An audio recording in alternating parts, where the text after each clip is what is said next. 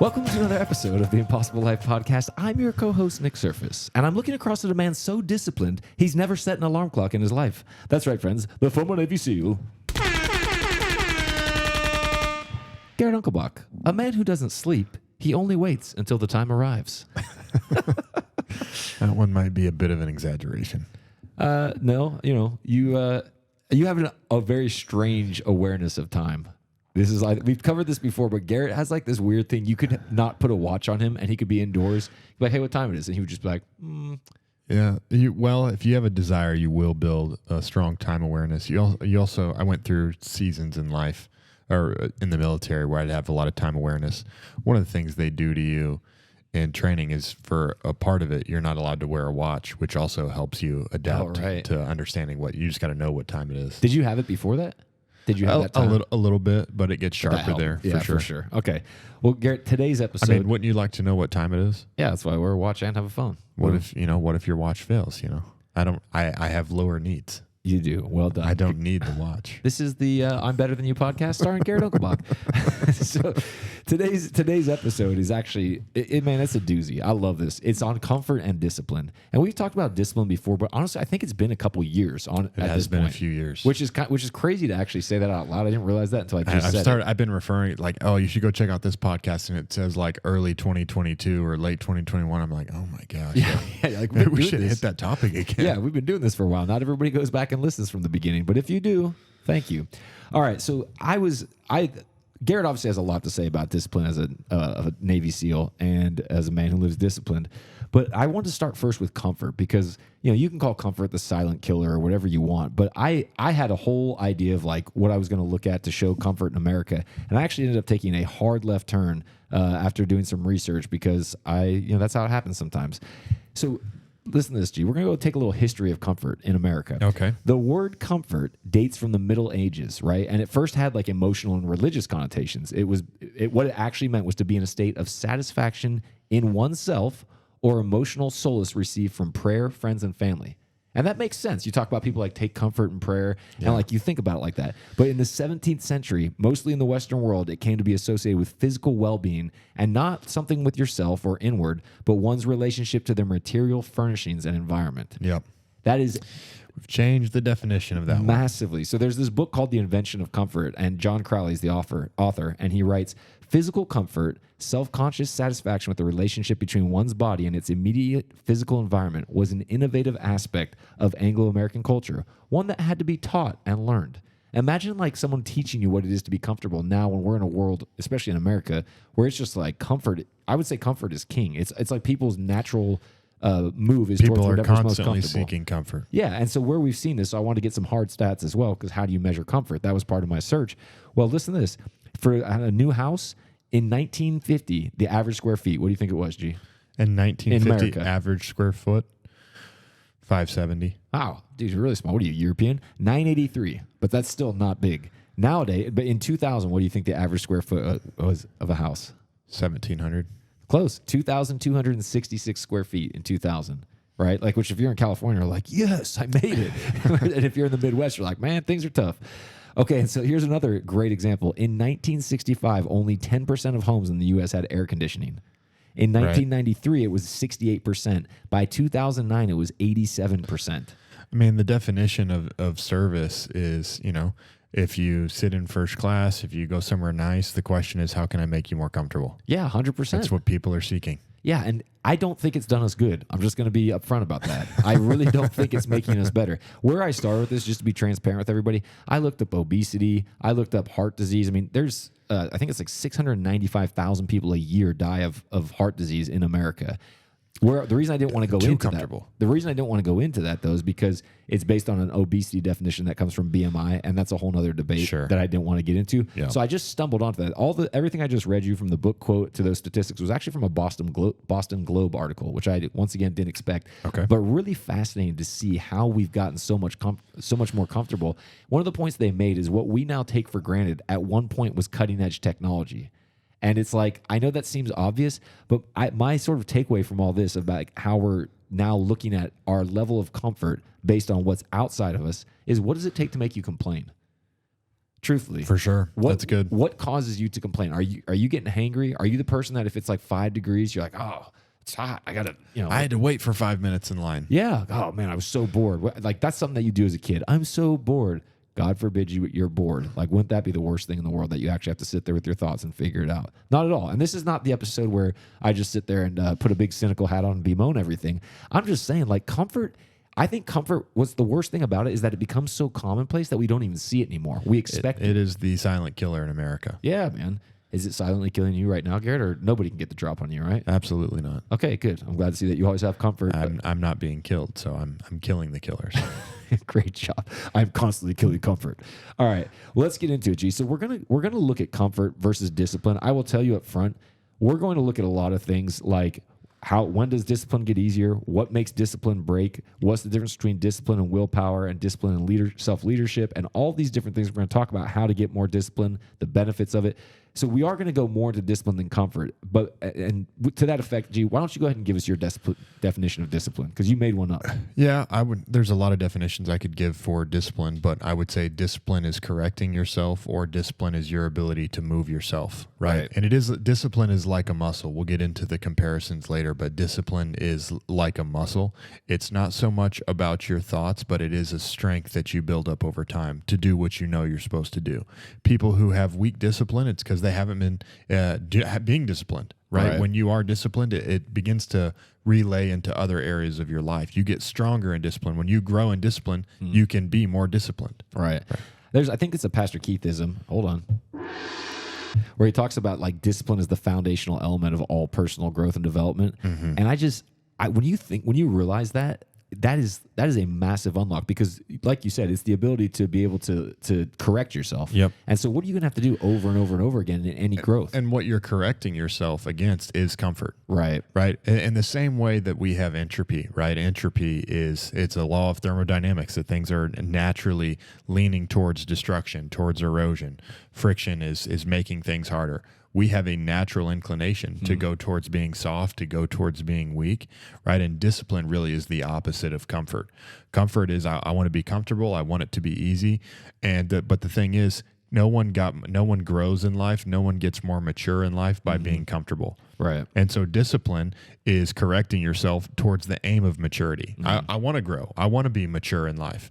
When you want that, you will start to change your actions. Being comfortable is nice, right? Being disciplined sometimes is being out in the cold. Being disciplined is getting up early. Being disciplined is doing the work.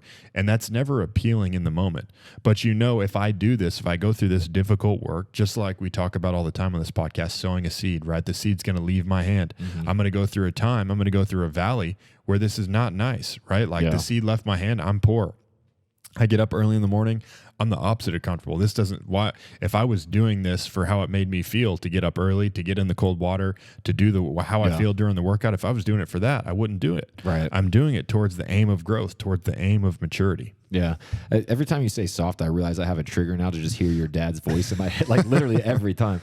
What comfort looks like, I was thinking about this more about comfort, because I think in the long haul, we can all say like, oh, comfort just means you never did anything that you really, that you knew you should have, and you just you were led by your emotions, and you made a bunch of bad decisions. Like, I think people can think about that over a lifetime. But to me, what comfort looks like in the moment is, hey, man, I said I'm going to do 10 reps of whatever my exercise is. Actually, man, I started feeling terrible about 6 in. So I'll just do 8 because, hey, it's still good, right? Like I still... Comfort is avoiding maturity. Right. Comfort is avoiding growth. Because, a lot of people, they want the outcome of growth, right? Like you went to the gym because you want to get stronger. Yeah, of course. You want your muscles to grow. But it's painful, right? It's not, you want the outcome, you want the muscles, you want to feel better, but you don't want the pain that is associated with that. Right. And comfort is avoiding the pain. It's avoiding the discomfort. Yeah. And the discomfort and pain are associated with growth, right? So when you're choosing to be comfortable, you're choosing to avoid maturity. But you don't, this is the thing that's so deceptive. You don't think like, hey, I'm choosing comfort right here. You're like, hey, you know what? 8's better than nothing. Right, like I did 8 reps instead of 10, but you know what? It's still 8 more than I would have done if you're lowering the bar, and you're walking out of there not realizing what the cost of it is. And it's not a black and white thing. It's not like you were disciplined or you were comfortable. A lot of people with their goals, they want to get to their goals faster. Yes, right.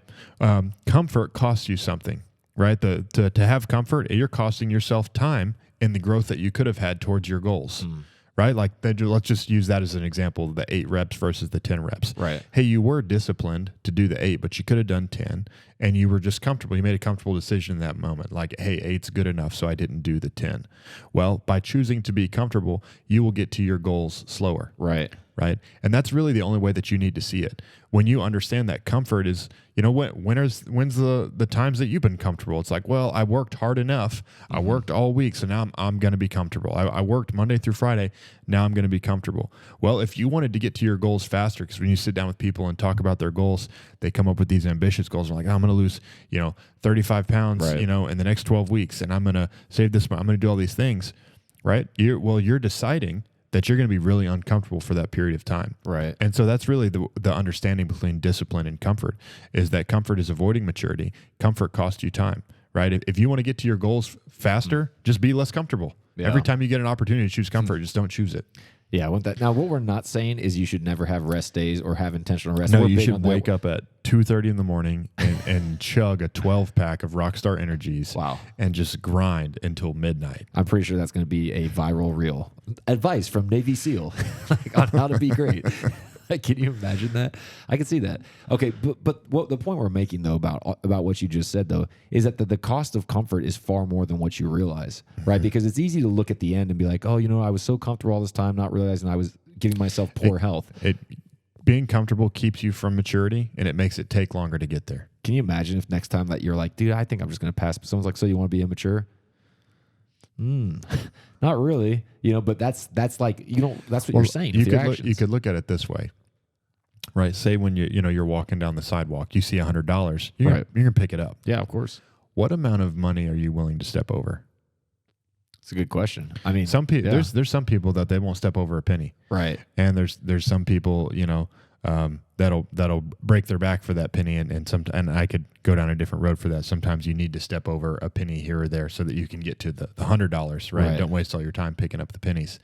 However, the analogy that I'm making there is there's little pieces of effort, there's little pieces of growth that some people say, oh, it's not worth it. Yes. Right. Like, it's not worth bending over to pick up a penny. That's too much energy. Yeah. Right. And so you really just have to determine, you have to decide for yourself, like how hungry am I to grow? Yes. If you're really hungry to grow, you'll pick up every penny. Yeah. Right. Oh, I love that. That's such a good analogy about the money, man. So let's talk about what discipline does then, because you said there was 3 things specifically that you highlighted that discipline does for you.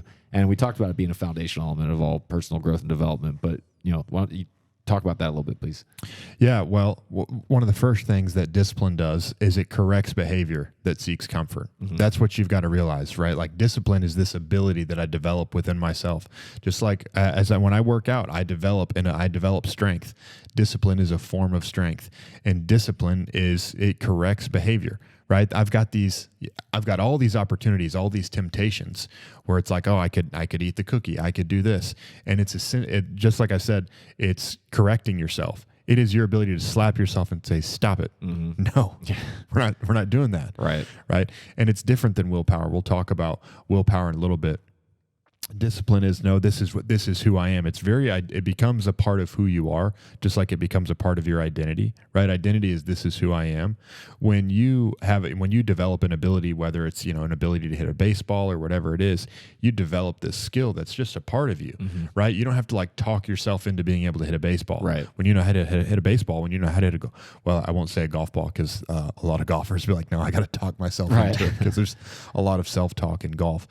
But I just see it as like a natural ability that once you have it, you don't have to like convince yourself to do it, right? When you've never corrected yourself, you hate correction, yes, right? But the more you correct yourself, the more you realize like, we've done that before. We've been down that road. I know how to get myself back on track. Yeah, it is an ability to correct yourself. Very good.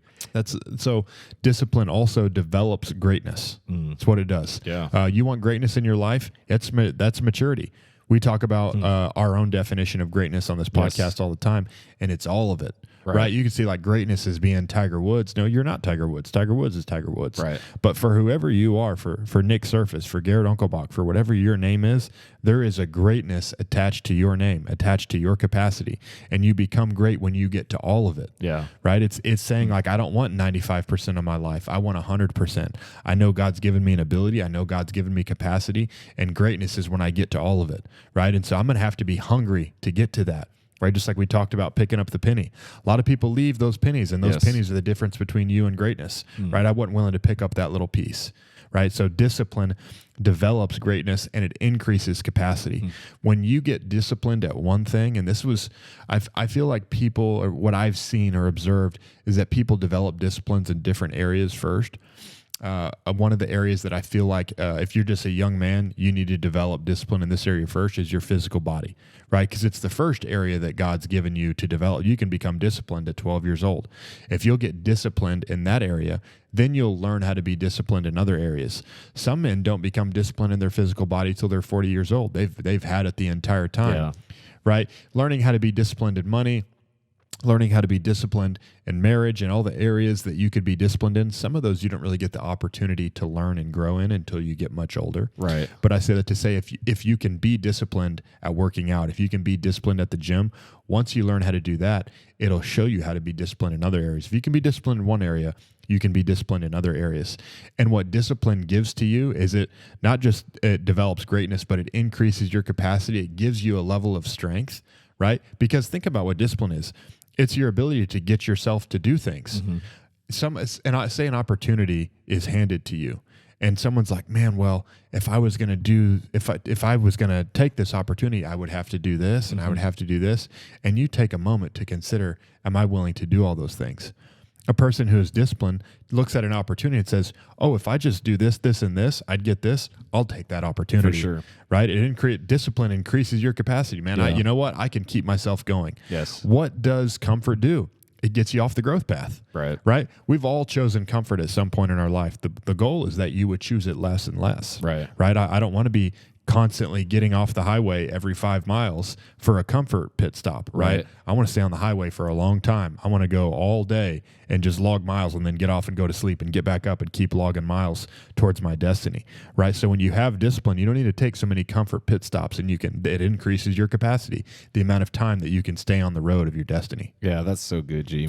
And you talked about how comfort's a trap, whereas discipline is a journey. And when I'm sitting here listening, like if someone said, "Hey, do you want to do something that's like really hard and it's going to be grueling and you're going to have to correct yourself, or do you want to go sit down in this easy chair and we'll feed you Doritos and give you some Pepsi?" Like that's an easy choice for most people, right? Like you're going for the easy chair, the Doritos, and the Pepsi. So, and we talked about this. So, like, how you sort of grow this, how you start. You said it doesn't come from a desired outcome, but it comes from like a true desire to grow. So, like, it's not until you said for a disciplined person, if you said do A, B, and C, you're going to get D. They'll do it. But if you don't have that, you have to be awakened to that first, right? And you have to have this desire to grow. It's not just like, oh, I want an outcome, right? I mean, you said that as like a big difference between the wanting to go down and embrace the process rather than to just be like, well, I want this outcome. Because once you get the outcome, you can easily turn it off. And we see this all the time with people who like go on these crazy diets and then they like bounce right back. I'm thinking about our friend Cody McBroom at Taylor Coaching Method. I mean, I'm sure Cody. We'll have him on here soon, actually.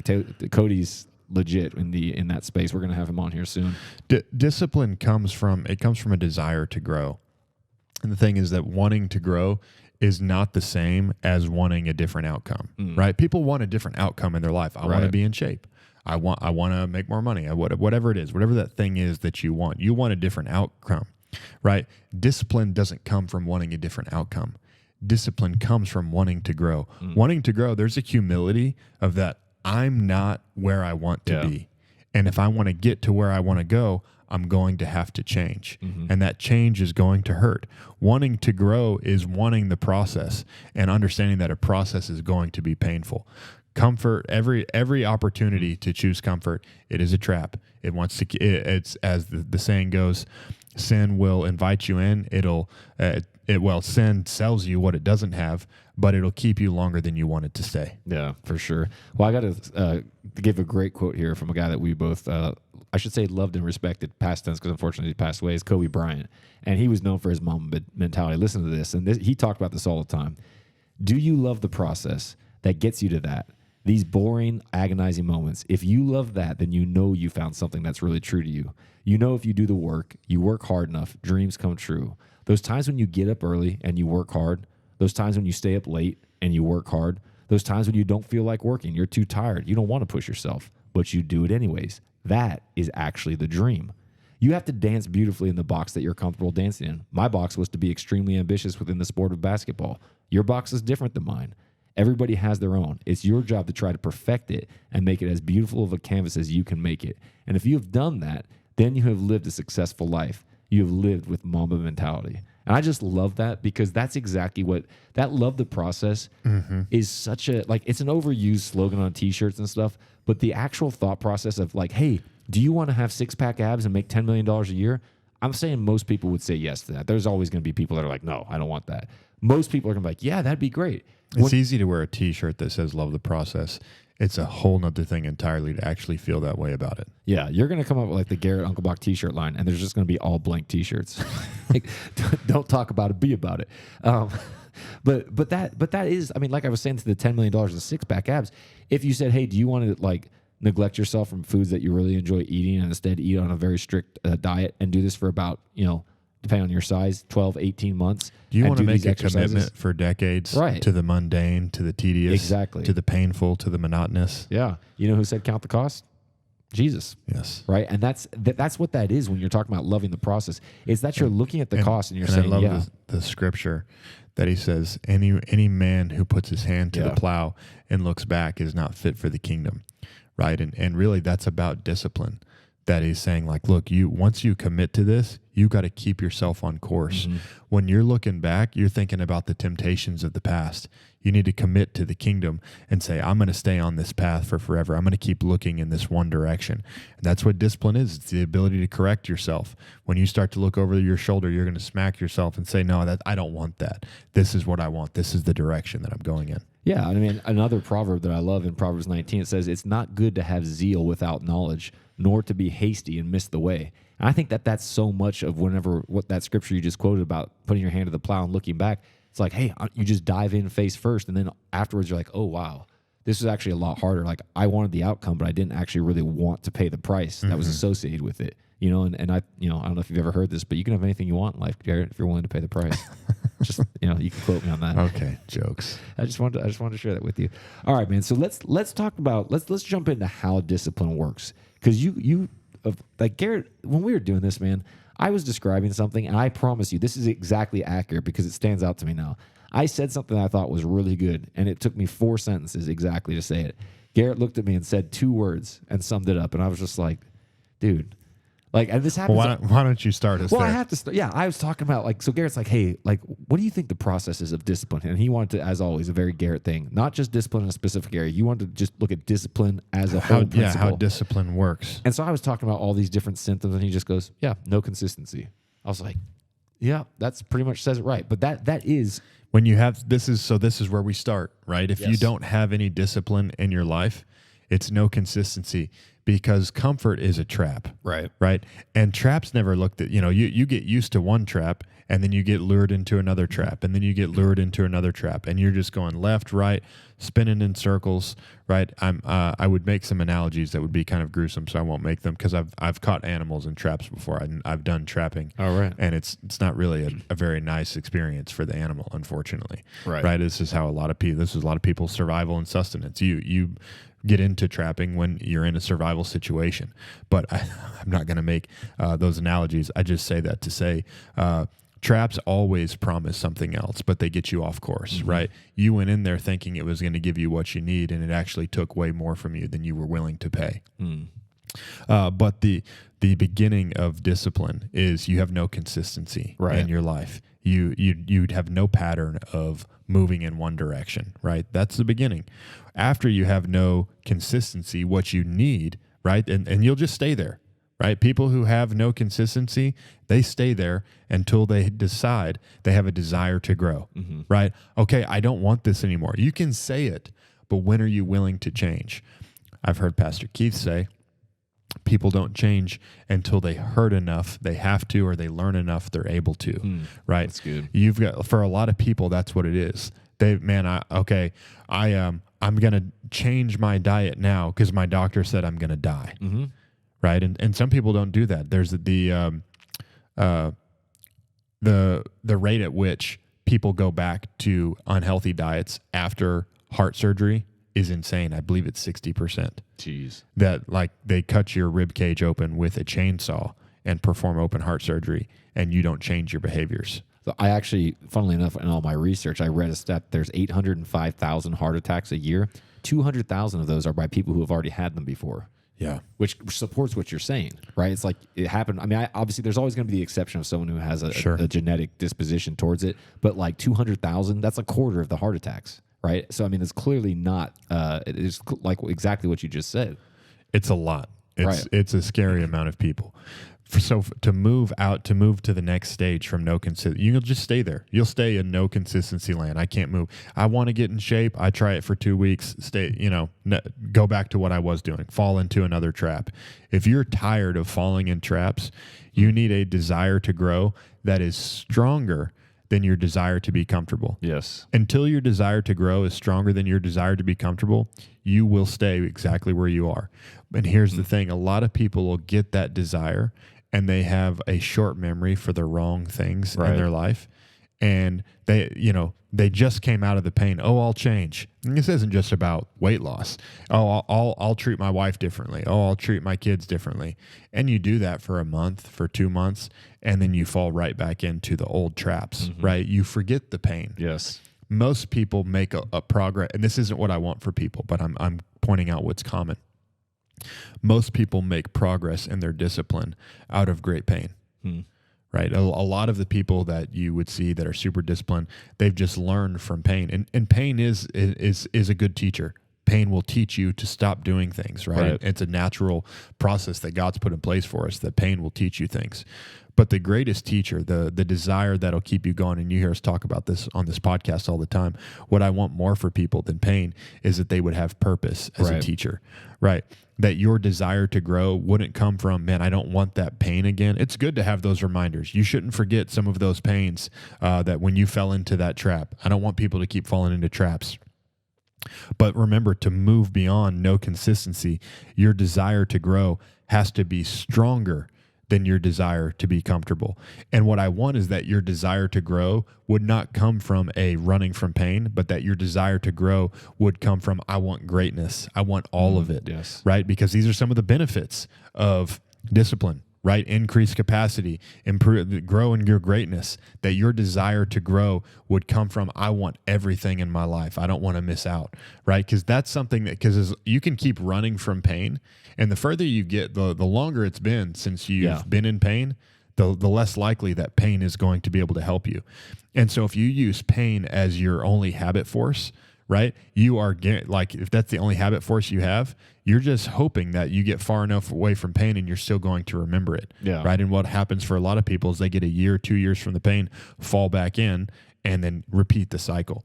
So what'll keep you disciplined is when you have a great purpose in your life. And you've heard me say this before, I'll say it again because it's worth it, is that people will tell me sometimes they have a discipline problem. Right. And I'll say to them, well, let me ask you something. If I told you something horrible was going to happen to your family in the morning, unless you got up and ran a marathon at 4 a.m., could you do it? And they're like, yeah, man, I guess if I have to. It's like, well, you don't have a discipline problem. You have a purpose problem. Right. That's a really clear reason to get up and do it.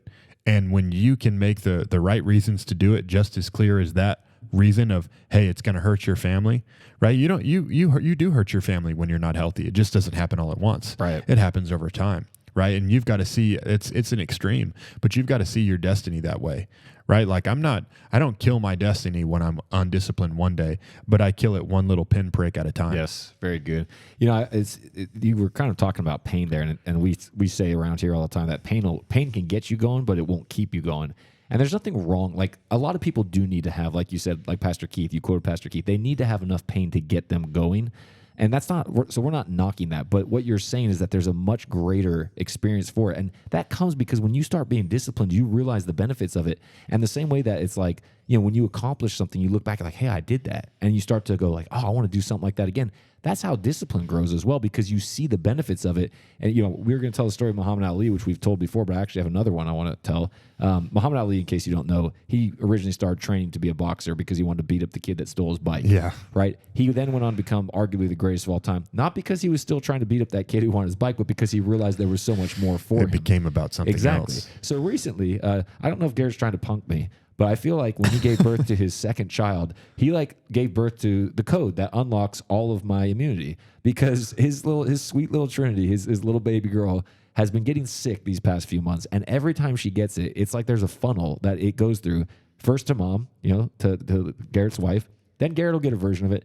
Then I'll get a version of it. But inherently, I feel like I get jacked up by it more than you do. So you do spend a lot of time in our house. I do. And this happened recently where I got the stomach bug that she had brought into the house, and it was brutal. And we were doing a 14-day challenge, and I had a 2-mile run. Yep. And I had one of those too. So you experienced it as well. So that's the thing. And so did Lindsay. And your wife is like the ultimate rub it in your face standard bearer. She's like, I feel like death, but I just ran 4 miles with a weighted vest. She did that recently where she was super sick. So shout out to your wife. She's tough, man. But anyway, so I had this. I tell her she's a sore loser and a sore winner. She really is. But so I was sitting there, dude, and I had saved my run till the afternoon because I was hoping the stomach bug would pass, because from the time I woke up, I was like, oh, I'm in trouble. And all day it just kept getting worse. And so at 5, we had to do it by 7, right? 7 p.m. was the deadline that we had to get it done Central Time. And at 5:30 p.m., I'm in bed shivering, cold, sweating. So I'm cold, but I'm sweating. I'm under the blankets, and I am jacked up. And I'm like, I'm not going to make it. I'm thinking about this 2-mile run, not about getting better. So I fall asleep for an hour, and I wake up at 6:30. I wake up at 6:35, and I'm like, 25 minutes to run 2 miles. I can do that, whatever. But I'm like, dude, I think I'm just going to have to say, I'm done. I can't even get out of bed. And all I could hear, you talk about pain getting you going. All I could hear was your wife just roasting me because she had somehow managed to stay on track even though she got the stomach bug.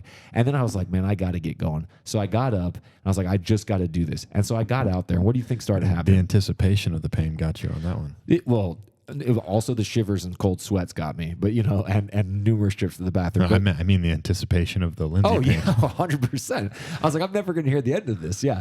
And so I was like, plus I also thought, dude, I don't want to be the guy in the group that's like, hey, I got sick. Because it's like, you started it, and although you started it, we're both doing it for the podcast, and we've talked about it before, how much purpose will make you get up. So I get up. I'm like, I'm going to go run this thing. So 3/4 of a mile, I'm sort of like, oh, this sucks.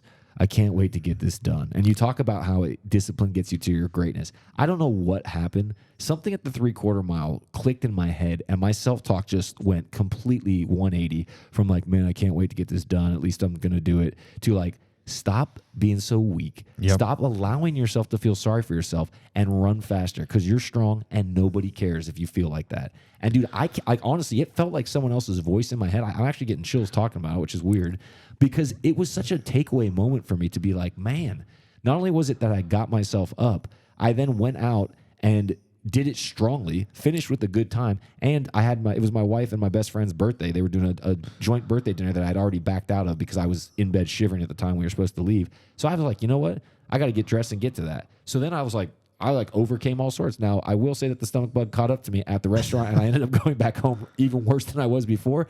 But for a couple-hour period, man, it was this incredible experience of the pain getting me going, and then the actual desire for greatness taking me to a whole new experience. Well, that leads right into the next step. So it's no consistency. Then it's a desire to grow, right? And not just a desire, but a desire that's stronger than the desire to be comfortable. Yes. Then it's an intentional choice against comfort. Mm-hmm. You see the comfort trap. Yeah. Now that you want to grow, you're not so susceptible to the lure of the trap. Right. And you make an intentional choice against comfort. You say, I like you guys have heard me talk about how I talk to myself.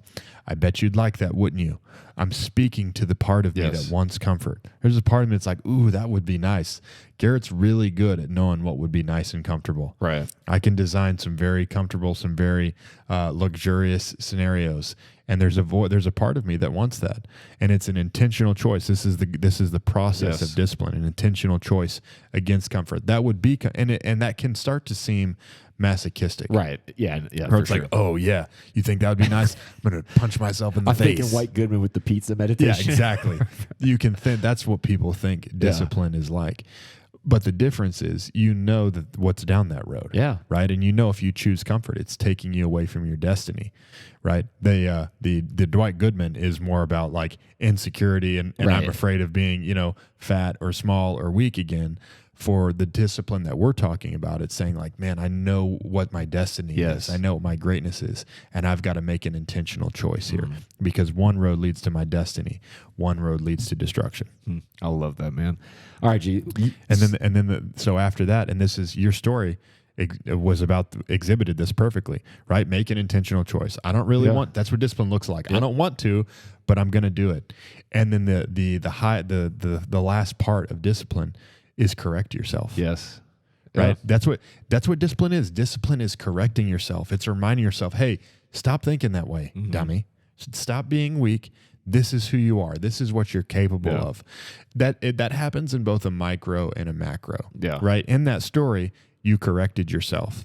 But over time, right? Like when you've been working out for 2 weeks, you still really would like to just chill. Yeah, for sure. Right. When you've only been working out for a couple months, you still remember what it used to be like. Right. Like, and you're in this battle between, well, I want to change, but man, getting up every day and going to the gym at this time, it's so hard. Right. Right. And over time you correct yourself and you realize like, that's not me anymore. Right. That was a different part of me and I'm not going to be that way. Yeah. And so correcting yourself is really where the growth of discipline happens, where you get rid of, you correct your thinking, right? Like just because you thought one way doesn't mean you have to think that way for forever. Yes. You can decide to think differently and now your life is different, right? Correct your thinking. You're having a bad attitude. You feel like that's the right decision at that moment. Correct your attitude, have a good one. And now we see the fruit of that. Yeah. Right. And correcting yourself is the highest form of discipline is like, man, now I realize I don't want to be that way anymore. So it happens. Your story exhibits that, but it happens both in the micro and the macro. Over a long term, you start to realize, and these are people who you see that are very disciplined. It's like, man, they don't even like that stuff. They're like a freak. Well, they've corrected themselves. Right. And you talk about the side benefits. I'm going to quote my man, Garrett Unkelbach. He says that discipline is doing what you say you can, confidence is knowing you can do what you say, and discipline is actually doing it. That's your quote. And I love that because, that is the massive benefit of discipline, is that your confidence grows. Because when you can sit there and say, you know what, I felt like death, I felt like whatever, or insert whatever opportunity you had to choose comfort, but you didn't, man, that is a huge growth because you just realize you're like, dude, I didn't let the usual traps get me. When you see people who they lack a lot of confidence, 100% they lack discipline. Yeah. Right. When you are very disciplined, when you tell yourself to do something and you do it, when you can correct yourself, you're going to be confident. When you're disciplined, everything in your life is easier. Right. Everything is easier when you've developed discipline. Just look at it as weights, right? Yeah. Or look at it as those pennies on the ground. If you pick up, thousands of pennies off the ground every day, you walk past one, it's so easy to pick it up. Right. If you never pick up pennies unless you have to, unless someone makes you, right, you're going to moan about it every time you got to bend over. Right. So everything is easier when you're disciplined. Everything like, or not just the pennies, think about weights, right? If you're really strong and someone's like, hey, help me carry these groceries, you're like, whatever, let me see if I can take all of them. Right. Yeah. Versus if you have no strength in your life, every time you've got to carry something like out of necessity, man, it feels heavy to you. Discipline makes everything in your life easier. And that's why you get confident, right? When you look at hard things and you're like, I can do that, right? Because I've done other hard things. I can do this too. That's where that confidence comes from. Yeah. Confidence is believing you can do it. Yeah, that's so good. All right, G, now I'm going to ask you a few. Well, last thing I'll say, we've said it before. I just want to mention it along with the benefits of discipline. Right. Is that when you can be, if you're really struggling with discipline, this is where I would start. The area that's easiest for you to be disciplined. So this is like this is like my discipline hack for myself. Okay. When I feel like I'm not being disciplined in some areas of my life, I have a great sense of purpose, but even there's times where I'm not disciplined, right? Or as disciplined as I would like to be. What I focus on is being really disciplined in the first area of discipline for me. The first area I developed discipline in my life was in physical fitness. At 18 years old, I was shredded, right? I got into the gym when I was 13 years old, and I didn't miss a workout the entire time through high school. Like, we'd go on vacation. I'm like, I got to go to the gym. I was so disciplined about working out. And I learned that from some disciplined people in my life. But I say that to say discipline leads to other disciplines in your life. And so if you're just starting it, if you feel super undisciplined, if you have no experience in discipline in your life, become disciplined at one area. And I would say for a lot of people, in my opinion, I think one of the easiest ones is physical fitness, because you do it for a month and you can see the fruit of it. And many of the other areas of discipline, it takes longer to see fruit. But once you can be disciplined in one, it leads to discipline in the others. And that develops these pathways, right? Like for me, so the point I was making was, when I feel like my discipline is lacking in certain areas, I make sure that my physical fitness discipline is tight. Right. Because if my physical fitness discipline is tight, it leads to fitness in all the other areas, because that's where I learned what discipline is like. Yeah, for sure, man. That's so good. You actually put together a little ebook. I feel like I should link to it in the show notes. Yes, it was, definitely. 21 disciplines? Yeah, 21 disciplines. Yeah, and it has lots of small discipline thoughts like it's that. not just necessarily a discipline. I think the ebook title is 21 Tools and Tips for Discipline. Yes. Okay. Well, I'll go ahead and link to it in the show notes. There's a free giveaway that just popped into my head. So, a couple quick questions, G. Like, describe the difference between discipline and willpower. Okay, discipline is this muscle that grows, and it becomes an ability to command yourself. Right. Okay. And willpower is different than discipline. So I look at willpower like a battery. Willpower, you don't have to, like we talked about, discipline is you have a desire to grow that's stronger than your desire to be comfortable. Well, willpower is what you use sometimes, and it's good to have both. I'm not saying never use willpower, Right. But willpower is when you don't have a desire to be comfortable, but you know you shouldn't. It's like, man, my coach said I shouldn't eat these cookies today. And if someone offers you cookies early in the morning, you say no. But willpower erodes over time. Right. You run out of willpower, right? And where that's different than discipline is when discipline is out of identity, right? When we've talked about how you develop it like a muscle, like a part of yourself, you just say, oh, I don't eat cookies, right? It's not I shouldn't eat cookies. When you run out of willpower, you don't run out of discipline. That's so good. So it would be somebody saying like, "Oh, I'm trying to quit smoking," as opposed to being like, "I'm that's not a willpower. smoker." That's a willpower. Yeah. thing. Discipline becomes a part of you, but you can't, like, you get an amount of willpower every day to say yes and no. And if you have a toddler, sometimes they'll suck all the willpower out of you by like 9:30 in the morning. Seriously. But discipline is identity based, right? And it's built on experience, That's right? very Your good. willpower battery charges up every night while you're sleeping. Yeah. But discipline is built upon, like, you've built it up over time, right? If you've been disciplined every day, if you run for 4 miles every day for a year, right? And you're not feeling good or whatever, and you feel it's important to you to run 4 miles, right? It doesn't take much for you to run 4 miles again. Right. Yeah, it's true. Very true. Right? That's what discipline is like. Versus willpower is it's these decisions that aren't really identity based, and it's like, well, I know I'm not supposed to do that. You run out of willpower over time. Very good. And I want to give everybody a little bonus nugget because you said something that shifted my thinking on discipline, and I said to someone recently, and I know it blessed them. So Garrett will talk about how you can, if you're a disciplined person, I think for a lot of people, they'll go down this path where they've been disciplined for like 30 days or whatever, and then something will happen and they'll like skip their discipline. And then it's like the wheels fall off. And they literally just never go back to it. And what you said to me one time, because I remember we were eating something that we knew was unhealthy. I was like, oh man, this is a killer. This kills the discipline. And you're like, dude, if you're a disciplined person, you can take a break and come right back to it. And I was like, huh. Because it's identity based. Right. I just never thought of it that way. We make one mistake, right? Yeah. I'm going to get back on the horse. Of course. Yeah, but it's simple when you say it like that. But I remember when you said that to me, I was like, you know what? I am a disciplined person. And so, like, because sometimes we sabotage ourselves with, like, just by design, like, oh, I had a 12-hour flight, so I didn't get to work out today. Oh man, like, and you can sit there and start to kick yourself. This is where I use cookies as an analogy, but let me make a different analogy that'll help a lot of our listeners. A lot of men are really good at containing themselves with their wife or their kids up until a point. Right. Right. And I watched my dad exhibit this, right? Discipline, the opposite of discipline, we said where we start with discipline is no consistency. Right. Right. Discipline in its greatest form leads to tons of consistency. Willpower is not consistent. Right. Willpower is a Very battery. true. Right. And where a lot of men will fall down is, well, I'm up to here with your attitude. I'm up to here with whatever it is. They're running out of willpower to speak correctly to their wife, to speak correctly to their children. I don't ever raise my voice at my wife. I don't ever have outbursts of anger, not because of willpower. I've run out of willpower in those situations before. But discipline is, this is who I am. Right. And I don't do these things. I will never raise my voice at my wife. I'll never lose my temper or whatever it is at my children.